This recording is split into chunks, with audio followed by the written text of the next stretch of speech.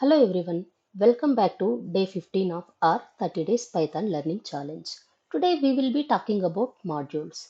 Modules are very useful because they help us organize our code, reuse code and work with functionality that someone else has already created. So let's understand them with the simple examples. First, what exactly is a module? A module is simply a Python file containing Python code. That file can contain functions, variables, and classes that we can use in another Python programming. For example, if I have a file called module.py, I can put some functions inside it and then use those functions from another Python file. So modules help us keep our projects clean, organized, and reusable. Then we will be having a question in our minds like why do we use modules? There are several reasons we use modules. First, they help us organize code into separate files. Second, they improve readability. And third, they allow us to reuse code. And finally, when our project becomes large, modules make it much easier to maintain.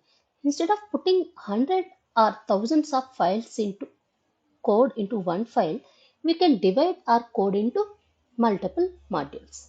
There are types of modules. There are mainly three types of modules we should know. First, built-in modules. These are provided by Python itself. For example, math, random, datetime, OS, SYS, and then second would be user defined modules.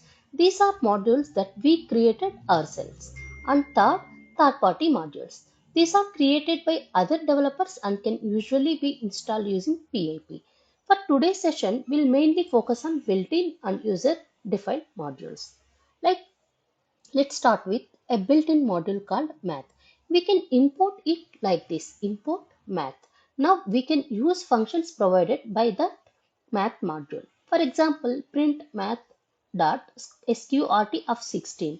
The output will be 4.0. We can use also like pi and then CEIL rounds a number up and floor rounds it down. So instead of creating this mathematical function ourselves, we can simply use them math module.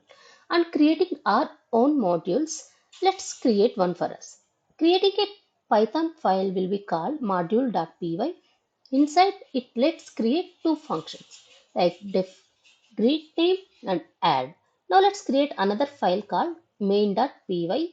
We can import our module like import mymodule. Now we can use the functions from that module. Take an example here. If I return this code, the output will be hello Raja and sum of 8. This is the main idea behind modules. We create code in one file and reuse it in another file.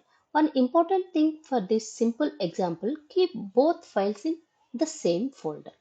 And we can use alias. Sometimes a module name can be long. Python allows us to give a module a shorter name using as. For example, import math as m. Now instead of writing math, we can simply add m.sqrt. And we don't always need the entire module. We can import only the functions we need. For example, from math, import sqrt, pi. Now we can directly use these two print functions. And notice that we don't need to write math.square here because we imported sqrt directly.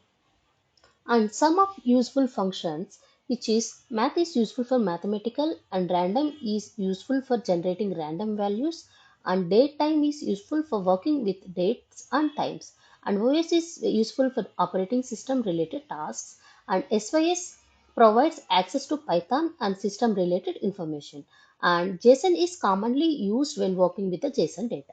You don't need to memorize all of them today. Just remember the Python already provides many useful modules that we can use. Today we learn what are the modules. Modules help us keep our Python code clean, organized and reusable. If you are following my 30 days Python learning challenge, don't forget to like, subscribe and join me for day 16. Thank you.